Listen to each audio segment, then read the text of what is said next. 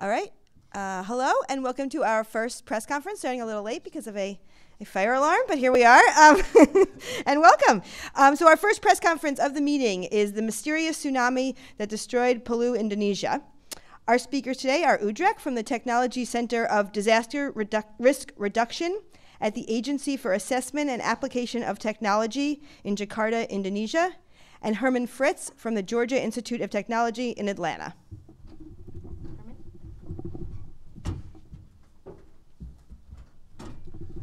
Okay, good morning, everybody. I have the honor here to introduce my team. So, there's Kostas Sinolakis from U.S.A, senior tsunami scientist, one of the pioneers of tsunami field surveys in the past 25 years. Nikos Kaligeris, postdoc at U.S.A, Vasilis Kanavis, student at U.S.A, Yibin Liu, student at Georgia Tech, and Philip Liu, vice president for research at NUS, a longtime professor at Cornell University, also a very senior tsunami scientist. They've been working on tsunamis probably for the past 30 years. So those are some of the professors I learned from actually in Sri Lanka in 2000 and after 2004, and also in Banda Aceh after 2004. Just to put things into perspective. Then we have local participants, so Fajar and Rizal from Tagulaka University. Tagulaka University is the largest university in that part of Sulawesi, so it's based in Palu, so the local university. And then participants from the local Indonesian tsunami survey team, NTST, Gigar Prasetya. So locals had gone there into the field earlier, and also some Japanese had gone there earlier. I was actually in Singapore a week after the earthquake, but I didn't have the permit, so I actually went back to the U.S. and flew back out. So and then there was an Indonesian film crew and also a French documentary filmer there as well. Okay. So the things I want to talk about today is I want to keep it brief, and therefore I want to jump relatively quickly to some of the video analysis that we've been kind of focusing on, rather than giving a full overview of all the details of the tsunami around all the locations, but that will summarize it. Will summarize it quite well. So first, we have technology sponsor. So sponsored by NSF, a Rapid Award. We had a chance to fly with the Indonesian Army. We had a chance to fly the coastline. It's very important to get a visual impression of what's going on. So Mamboro here, for example, one of the harder hit areas. And you can see here, there's also some bulldozing already happened. So when you're there 3 weeks after, the scenes in some places can already be somewhat modified. There are some trees that are still standing here. It still give you high water marks, so very classic sort of flow depths above ground on a tree here, close to 6 meters. That's sort of very classic tsunami surveying, and then surveying inland how high the wave is and where it stops. So that's kind of the classic work. We rely a lot on eyewitnesses. So there was this famous beach festival that was ongoing that day of the tsunami. And this is one of the organizers from the beach festival, and this is how he actually survived. So in many ways, what saved them was that there was a small first wave, and then the second wave was the biggest in many locations. So that gave a little bit of extra time. And you can see here one of the eyewitnesses that actually climbs the tree to show us where he climbed. This is the height of the tsunami here. He actually climbed all the way up here, about 4 meters above ground in Palu here for this spontaneous self-evacuation, if you want. Timing of surveying is important. So 3 weeks after, some of the yellow bridge is already being reconstructed, torn down, and so forth. Some of the monuments you see are being altered. Very important, the bridge collapsed from the earthquake. It was already collapsed, and then the tsunami hit it. Okay. One of the eyewitness sites that we started a little bit more detailed work on is this billboard here. Andy Charisma is in the video here, but he's also the entertainer that's still on the billboard 3 weeks after. So gives a chance to reconstruct the tsunami and also tsunami arrival. But the key message here is the tsunami arrives very, very fast. Okay, so and in Indonesia, sunset is also prayer time. So the timing of the prayer allows to constrain that within a few minutes. Of course, the prayer is not going to be always the same in every village at exactly the same time, but within minutes. Okay, so I think the key message is tsunami arrives within minutes. It's also on video, and some of the videos within 3 minutes and so forth. But in any case, that is very important for anybody who wants to do warnings. Okay, basically there's no time there. That's very important. That's one thing I want to say right off, which is very different to, let's say, Japan, where there was an eternity of time. Okay, in Japan there was 45 minutes in most places until the tsunami arrived, yet still 20,000 people died. Okay, so one has to put that in very clear perspective. It's very different to Chile, very different to many other places. The tsunami arrives very fast here. Okay, so similar to Haiti and Port-au-Prince, we have tsunami arrival within 30 seconds, 1 minute, 2 minutes, 3 minutes, 4 minutes in different locations. And this is more precise than in most other tsunami interviews because of the timing of the prayers, with the evening prayers at sunset. So that coincides very well. And then also the video recordings. But I think that's very important. So because basically the warning signs take about 4 to 5 minutes to get a warning out. So basically in most places the damage is done at that point. Okay, so that's I think one thing I want to say very clearly. One of the sites has the billboard and has the mosque in the back. We use a LiDAR scanner. So the sites are relatively small, so they're about 200 meters per block here. So we can use a small BLK. And then there were also, so once you get back 200 meters to the next road from the beach, the damage is actually very limited.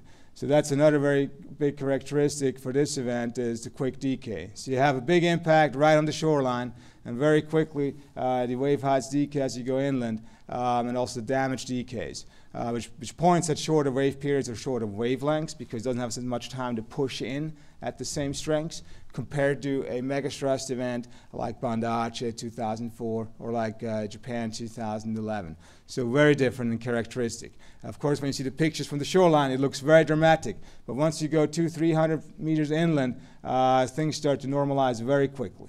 Warning signs, there's some warning signs in some places. It's their own footage and so forth. There's some LiDAR scanning. So the idea with the LiDAR scanning is something we started doing in Japan at video sites, trying to reconstruct how big the tsunami is, different locations, how high it is, and not just trying to get the envelope. Because if you measure high water marks, damaged trim lines, mud lines, broken bark and branches on trees and things like that, you only get an envelope, the maximum. But if you get a video, we get a time series, more like a hydrograph of how the tsunami comes in and how it decays. That's why it's interesting. So this is the site here, in a LiDAR scan here, 5 different locations. This is the eyewitness location is up here on this parking garage. There's a billboard, there's a mosque in the back, and then it washes through the mosque there. Gives you some idea there. Yeah, I can show you one of these here just to give you an idea of what it looks like. So the beach has been leveled. The houses that you see in the video, they will not be there anymore. They're going to be gone. Then you will see the parking garage where the eyewitnesses are taking the videos from, and they're also going up in the video. Okay, so in the video you will see people then also running up there. I think that's fine for this. The backside then you'll also see in the video, that's basically between the mosque and the parking garage. You will basically see that in the video as well. And you will see a very big decay in tsunami height, or a very short distance actually. Okay, we can skip that. Okay, yeah, so if we go to the video, so this is one of those that's been on the internet and seen many different times. You notice 2 things. One, the beach is already flooded. Okay, so it's the second wave coming, and the second wave is the biggest here. That's the first thing you notice here. The second thing is you notice the houses are still there. You see the billboard, and then you see the tsunami coming in the shape of a boar, and then this boar is coming in. And the other thing is, you notice if you look at the billboard, you can also see there's different heights there, and it's only a pile. The pile is a foot and a half in diameter, 45 centimeter diameter pile. Yeah, there's a 45 centimeter diameter pile in the video, where you see a splash in the front that is quite a bit higher than the splash in the back. And I think that is important to notice. Once you go in the back here, you're down to the 1.5 meter neighborhood in water heights here at the mosque. And the ground elevation differences are very small for this particular location. So we can do this relative to. So if we try to get some numbers from this, then we have to try to analyze the videos in the context of the point cloud. This gives us a full 3D image, so we can actually measure things in the image. You have to, then the challenge with the images is, because they're moving, they're panning around, you have to try to rectify them. So for example, if we're trying to get something on the billboard, we have to project the billboard into the vertical plane in order to get a non-distorted reading on this. In some other locations, that is more straightforward. The billboard itself, so from the concrete socle that the billboard sits on up to the billboard, that's basically 5 meters there. But the key thing here is you're seeing a pile. You're seeing a pile that's only 45 centimeter diameter or 1.5 feet, and see the difference that you get in the front and the back of this pile. That's very important when you're talking to eyewitnesses, because if you have a tree or a seawall or a big building, and you get a lot of eyewitnesses telling you, oh, well, and the tsunami went, over the roof, and then it came down, and you look to the other side, and you see that the heights are actually not quite as dramatic as the eyewitness is describing it. So that's why it's very important, A, to take the eyewitness to the site, but it's also very important to corroborate information with other information like videos in this case. Yeah, so in a relatively short time period here, you can see the decay of the tsunami height, and then the flow depths as you go in is now above ground here in this plot. It's basically just water depths above ground here shown. But you can see here that depending on where you measure, you're going to get quite a bit a different number. So on the seaward side here, you're going to have on the order of 6 meters, and on the back side of the pile, you can measure a lot less, more like 4 meters. So basically, that gives you an idea that there's quite a bit of splashing involved here just on the pile itself. So imagine how much splashing you get on the building or on a seawall, a whole lot more. And then you have quite a bit of decay in terms of tsunami height as you go in. And accordingly, then also with the damage pattern, there is quite a dramatic decay as you go in. We can measure the same thing by measuring high water marks, but we don't get any time scale of how the decay occurs as the wave goes in. So the flooding happens very quickly, and there's very little time. Fruit numbers, some of these inundation velocities here. The fruit numbers are somewhat as you would expect, or close to 1 as a ballpark number, which basically is kind of what you would expect for a bore like this. So basically from when it hits the seaward side of the house foundations and then up to crossing the street, so over the 3.5 seconds, we sort of get a 7.1 meter per second. That's probably as fast as anybody can run in the room, unless you use Usain Bolt. But so that gives some idea. Very difficult to outrun. When you see the tsunami approaching from the ocean, when you're looking offshore, it's similar to seeing an airplane landing. You can actually not see, because you have no perspective. Even in the bay, you have no real perspective. You don't really know how close or how far it is.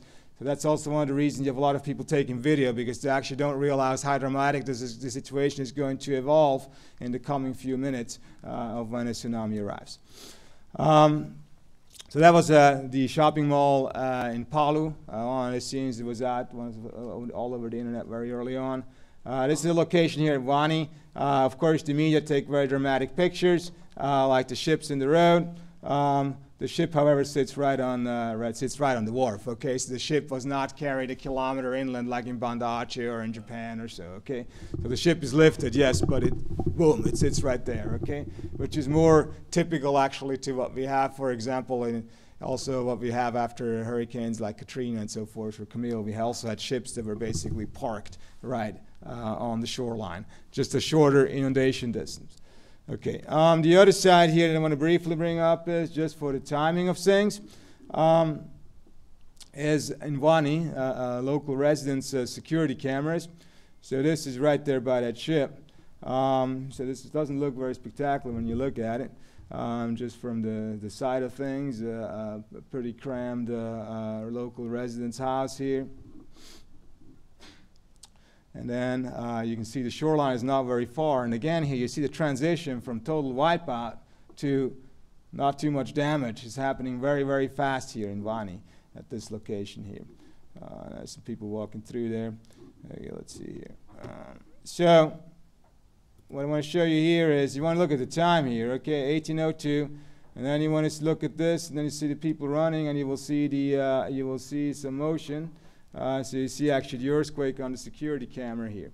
There's a small difference to the epicenter or inception of the earthquake on the USGS website, because this location is further south. So from the epicenter, the zipper has to zip to this location for the earthquake actually to be witnessed here. And then you see how quick the tsunami arrives. It's not 3 minutes afterwards. There's a little bit of cutting and going on there, but 3 minutes afterwards in this resident's house.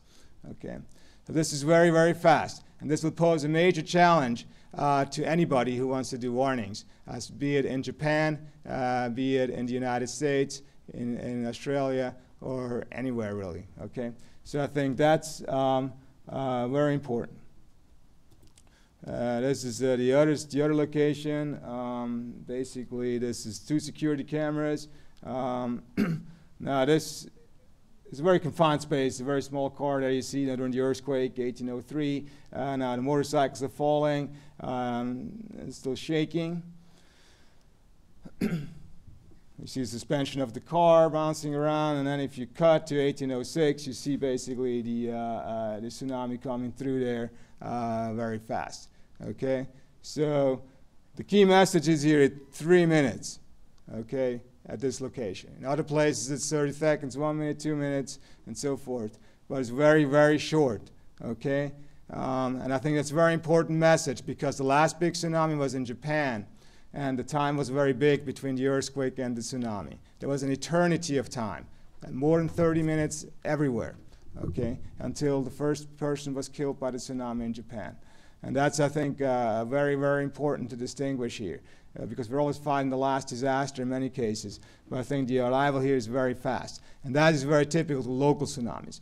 Okay? So the source has to be inside the bay, essentially, or the sources have to be inside the bay. So very similar to Haiti and Port-au-Prince, you have a strike-slip fault, you get the shaking, you get lateral spreading liquefaction, submarine sliding, and all these things happening. And I know that you will be talking about that. So that's basically what needs to be known from the source. Just looking at the evidence of tsunami recordings and the eyewitnesses, you can basically know that the tsunami cannot be from 100 miles away at the Japan Trench or something like that. You don't have that distance. Okay. So Chile, for example, also tsunami arrivals, although the subduction zone has tsunami arrivals in shorter times than, for example, in Japan. So there are differences, of course, from different subduction zones. But local strike-slip events, you get large ground accelerations, and those will lead to lateral spreading, landslides. Some of these have been also in, here's basically a chunk of land gone at this place. But one has also to note that where this video is taken with the barges is also a mining location. You can see the damage to ports, cranes falling over. I think that's very damaging to the infrastructure and the economy, but also in order to get aid and relief in, it's not helpful if the ports are damaged.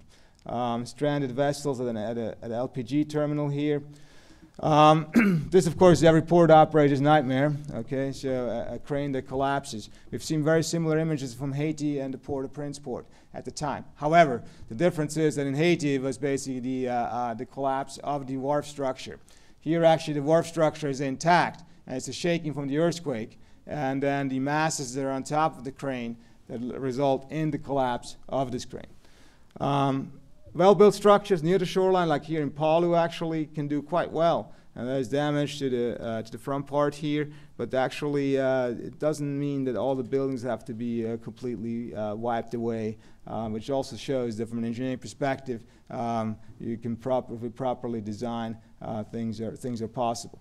Some locations with mangroves, there was less impact in locations with mangroves. But again, the key message here is mangroves grow in sheltered places. Mangroves don't like big waves, so usually they're also very well protected. But the one thing I want to show, and then I'll stop, is basically once you get to the entrance of the bay, it's a very rapid decay in tsunami heights. Okay, and I'll show that then tomorrow in terms of how the heights decay.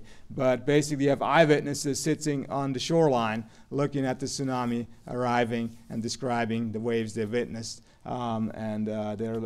This guy was literally laying down in his hut here, and it shook, and he sat up and looked out, and he survived the dislocation, which shows that it's very localized in terms of the impact. And then I'll leave you with a beautiful Indonesian beach. Once you go around the corner at the entrance of at the end in Pantai Kaluka here, for example, at the entrance of the bay, then the impact is very minimal. And I'll stop here and well, you. Yes. Great. Thank you.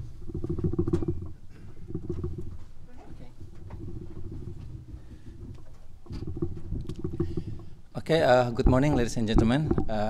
I would like to show you some interesting scientific point of view for our activity. Indonesian scientists' preliminary result of Palu earthquake, tsunami, and liquefaction. So about 1 week after, we went to Palu. Actually, it is very, very, as we mentioned that it is the mystery of Palu tsunami and earthquake. We also didn't think that everything can be happen with this condition, because first, that something that we would like to understand, that the epicenter of the earthquake actually 75 meters from the Palu city. The second is the epicenter is on the land, not on the sea. So, but it created tsunami. And the third is as Hermann said, that the tsunami come very, very fast. And another one is actually only 3 minutes of the tsunami. So can we go? Yeah, okay. So that's the reason why we would like to understand everything, because the mystery is actually on the seafloor. How can the tsunami generate it with something like that? So we went to the sea, but actually our group is very, very big groups, more than 20 scientists, study and marine research as well as on the land research actually. So we went to do some bathymetric survey, something like here. So it is very, very huge, and the result is really interesting, as you can see here. And you can see that the submarine channel from the bay goes through something like this. And we also can see the fault, the very, very famous fault, actually, Palu Koro fault, that continues to here. So it is what we understand, that something that caused the tsunami. But our study actually tried to focus just on the bay because of, as we know that because the tsunami event actually very, very fast. So we believe that most of the source of the tsunamis should come from the bay. Actually, my colleagues there, Dr. Wijo Kongko, have already tried to study the tsunami height and run up for about 50 spots, about 80 kilometers. So we already tried to understand the tsunami height, run up, maximum inundation from all of this Palu Bay actually. So the run up for our study is about 0.9 to 9.7 meter, with the maximum inundation distance is reached more than 400 inland actually. It is a very, very important that Hermann said before, because this very shortest lead time is only 3 meters. The important thing for us as Indonesians is lesson learned for this is self-evacuation strategy.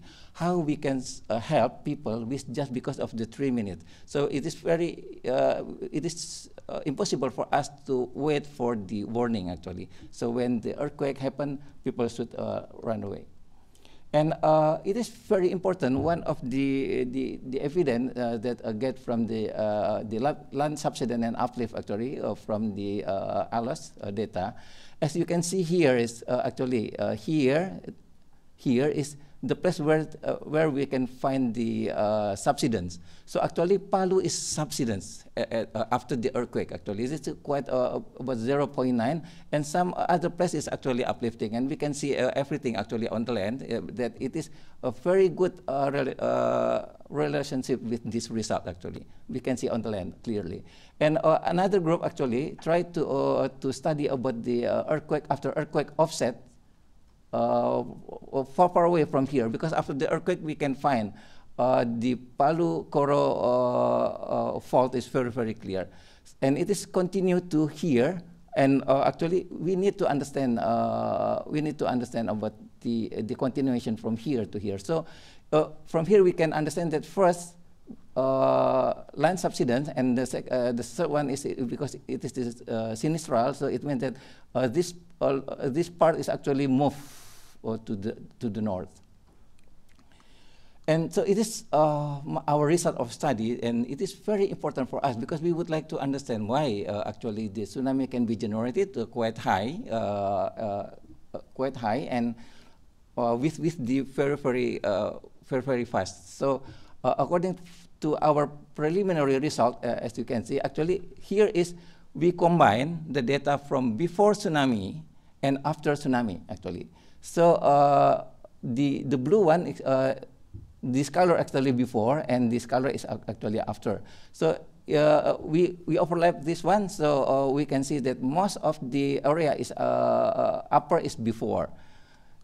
Yes, so it means that this this location is actually subsidence. So it means that everything that we find in the land also we can find in the subsidence. So vertical parameter is we can see clearly actually from the combination from these two data actually. And another one is actually there are about 6 to 7 investigation of location of the rupture areas. As you can see here, actually it is before it's here, and after this we actually it's moved something like this. It is also we think so because it's very, very huge, so many places. So our preliminary result said that tsunami source should be all of this component actually. So the inside Palu Bay generated by land subsidence and also horizontal displacement from the Palu to northern part, and also rupture that may probably induced by the liquefaction. And one important thing is that the mystery actually, we also tried to we find the tsunami deposit actually. So it means that at least from this observation, we found the 4 tsunami deposit in here in this area. So it means that at least it is already occurred 4 times, including the 2018. And this, the foremost one, as you know, that the liquefaction already occurred. There are so many points actually that we have already observed, and it is very, very sad that so many people buried here, and we didn't try to take it, including the house. So very, very big and huge damage caused by liquefaction. Sorry, should be one. Okay, it is very important that I would like to tell that. First, the native people in Palu, we call it Kaili people, refer to, they have their own language of liquefaction called Nalodo. It means that meaning buried in black. So it means that we have a local wisdom actually, so we need to learn from the local knowledge as well. So from this condition, actually, me as Indonesia would like to invite the scientists, because it is not only about why actually tsunami occur, but how we can, with our knowledge, we can help the people, because we sure that next time there is another misery maybe could happen after this earthquake. So one Earth means that maybe we will work together to solve the problem. Thank you very much.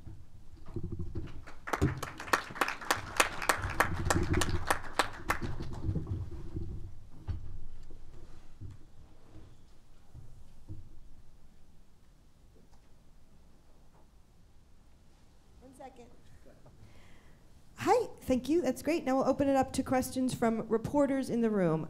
If any reporters in the room have questions, please state your name and affiliation.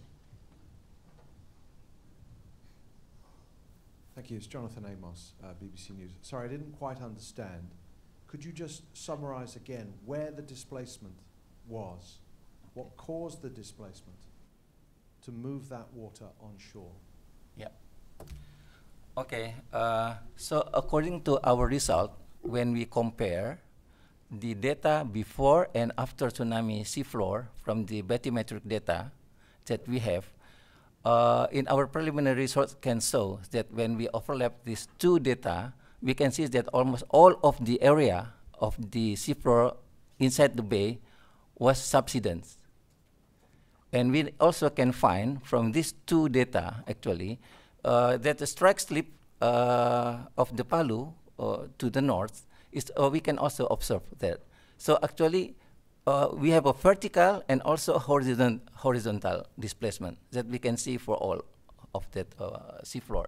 And the amount of subsidence is what? Can you generalize? How much did the seabed go down? Yeah, it is that I cannot answer with our preliminary, because the problem is our previous data is much worse than our new data. So it is very difficult for us to really compare by just calculate the difference actually. Can you approximate?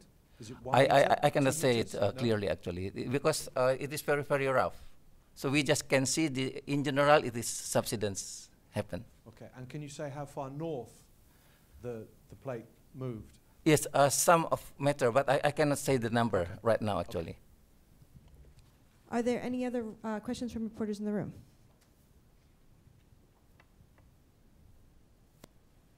Bas den Hond, freelance.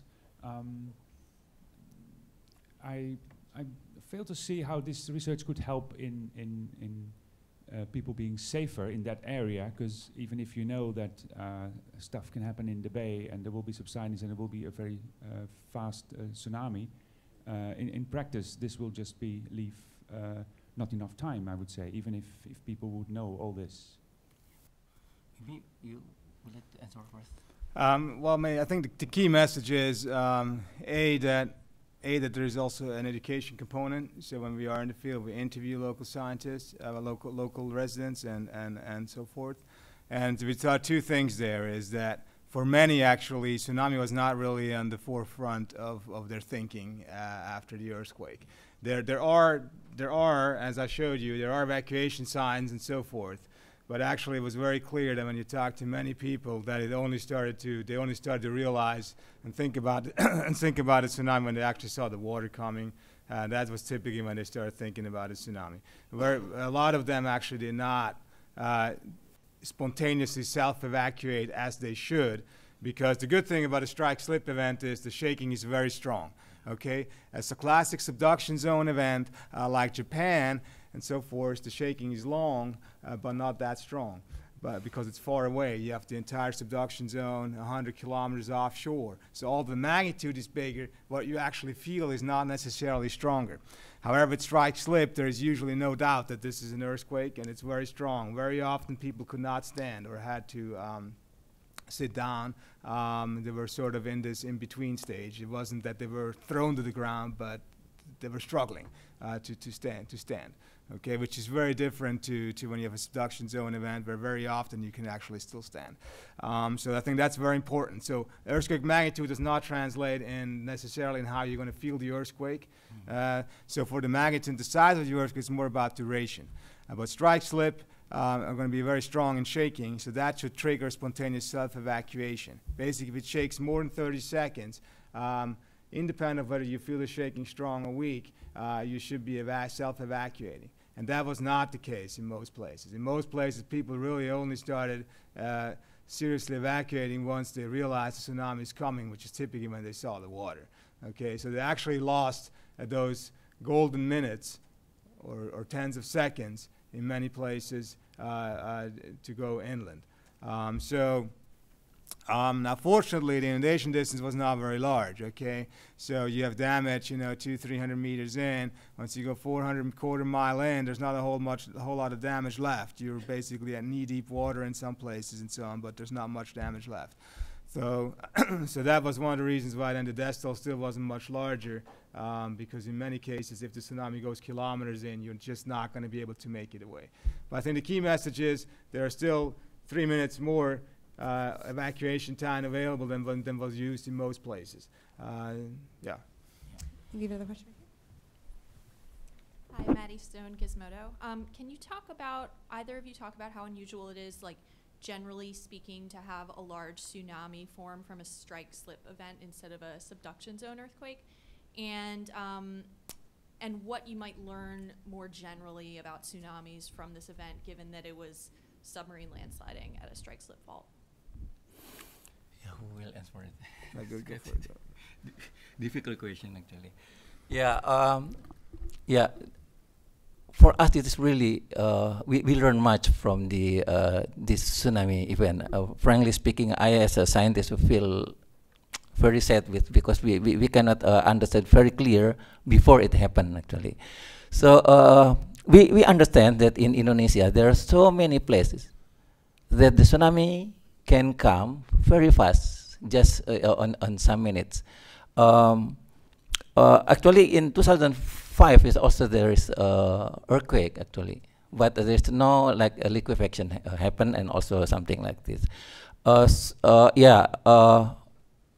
When the 75 kilometer far away can cause, even we understand about the Palu Koro strike slip fault may happen, but it is, yeah, we learn very much from here, and I think we need to have a very good data and work to other location as well, because frankly speaking, in our research activity there's not so many research activities that can have a detailed data to make a conclusion about several area, actually. So we need to learn hard for that. Let me add one thing to that question. I think the key message is Indonesia was very well prepped for tsunamis and large earthquakes on the sort of expected subduction zones, okay? And the same thing for international scientists. The focus is always where the light is. So the focus has been on Sumatra, Java, on these big trenches. The warning centers have also been focusing on that because we have big events. Japan, we had Chile 2010, Japan 2011, Sumatra 2004. So in the last big events had really been these classic subduction zones event. So everything has been geared towards that. The science from the scientists, the geologists, then also the warning mechanisms and the warning centers have been geared towards that, okay? So I think the key message with this event is very similar to Haiti in 2010, is that basically if you just look at the earthquake, you don't necessarily expect a tsunami right away, okay? So it's one of those cases where if you're just looking at the earthquake, you cannot say whether you're going to get a tsunami or not, essentially. Because you need secondary sources that are triggered by the earthquake, be it lateral spreading, smaller uplifts, subsidence, turbidity currents, submarine landsliding, some kind of mass flow. Okay, you need some kind of additional motion to generate an earthquake, a tsunami from this kind of an earthquake. So I think that's very key because basically no warning center in the world is prepared for that. So it's basically one of those surprise events that the warning centers will have a very hard time to deal with, because unless they have other instruments, they will not be able to tell whether the tsunami was generated or not until there is a detection of a tsunami. And the detection of a tsunami will take a while. In many places that can be an hour away. In some places it can only be 10 minutes away, but if you have a local tsunami, the tsunami already arrived. So that is, I think, the big challenge with these kind of local tsunamis. But again, a strike slip event is not going to produce a trans-Pacific or a trans-Atlantic or a trans-Indian Ocean tsunami. It's not going to be transoceanic. It's going to be localized. Here it's localized within this bay, okay? And it doesn't really, I mean, it's measurable outside, but there's really no considerable damage outside of the bay. Yeah. I think we may have time for one more question. Are there any questions on the chat? Just to follow up the subsidy business, did you see significant submarine landslide activity at all? Because that has been known to generate tsunami also. It was one of the theories that there may have been a significant submarine landslide. You're saying just general subsidence. Yeah. Actually, our problem is the ship is big enough, so we cannot go to really near to the shallow part. But according to our bathymetric data, because we can compare in some places, so we can find the submarine landslide. It is quite a lot, but it is quite easy for us to find because there are so many places that we can find it is already collapsed. Yeah, more than about 6 locations that's collapsed already. So it is, of course, that the reason why I'm also sure that from the bathymetric data we can find, even it is not so much clear, but because of the location is already ruptured, so of course, subsidence really occur in that area, the bay, actually. And I think we have someone here in the audience. If you could just introduce yourself. Answer that question. Yeah, Finn Løvold, as one of the conveners of the session tomorrow. Just wanted to comment on one of the questions regarding the source and why this has created a tsunami. I'm not sure if we have a consensus for that yet, but there are a fair amount of studies that will be presented tomorrow, and some of them look into landslides, others into the earthquakes, and there's a specific thing that we probably should mention as well. There are 2 strike slip faults in the bay, which are interconnected by thrust mechanisms in the mouth of the bay that might actually contribute quite strongly with the earthquake. So you couldn't at present probably rule out that there are combinations both of a very unusual event as well as landslides mixed in with it. So it's a very unusual event, but it's also tectonic settings that calls for a focus on a repeating. I mean, that this could happen again. I mean, this is not the first time such an event has happened in Palu. It's probably the 3rd or 4th event that caused many fatalities. We had events in the 60s and the 20s. I think that's a very important remark to make in this setting. Time for just one more question in the back that I didn't see. Okay. And then we got to wrap it up. That may have answered my question, but Maya Wejas with National Geographic. I was curious about the uniqueness of the earthquake itself because some of the initial estimates suggested that it was a super shear quake, and so I was curious if that could have played into, or how much that could have played into the formation of the tsunami.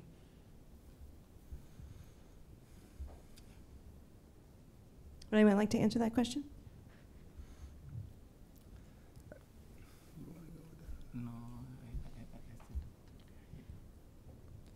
I mean, basically, with a complex source, right? You need to have a very high resolution bathymetry, and the problem is that the before bathymetry is not exactly the same high resolution as the after bathymetry. So when you're looking at some of the subsidence effects that are in the sub-meter scale, right? And some of those are very fine things to reveal. I think the other thing, perhaps to point out, there is not one giant landslide, okay? Because if there were one giant landslide, you would actually have much bigger run-ups in very distinct locations. One of the uniqueness when you go around the bay is actually that while it decays quickly as you get towards the entrance of the bay, but as you go around the bay, there are actually a lot of locations with very similar tsunami heights and run-up heights, and some very similar impacts in many locations, which is not what you typically expect if you have one large source. You would expect much bigger run-ups locally, okay?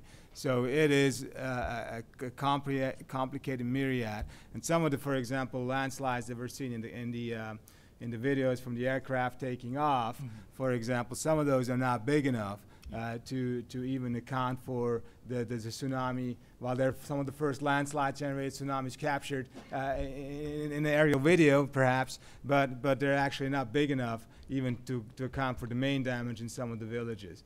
So because near some of those locations, when you actually go to those locations, the run-up is actually not unusual. Whereas typically if you had a big landslide there as the main source, you would expect sort of a very spiked distribution, or you would have very distinct spikes, but that's actually not the case. So there's a difference there. Yeah. Maybe I would like to add some more. So actually, my friend Dr. Wijio Kongko has already tried to make so many models actually to get this exact condition with the reality. It seems that we need to try to understand that's the reason why we also try to input actually the submarine landslide in order to get the correct result. Until now, we're still working for it. Thank you. unfortunately, we are going to have to conclude the press conference. I did want to mention that we did have one more speaker this morning who could not make it. His flight was delayed. But if you come to the session, believe tomorrow is the session. I hope he will be there. His App Van Dongeren from Deltares. Okay, thank you. That concludes our press conference. Next up at 10 o'clock is the Puerto Rico hurricane 1 year later.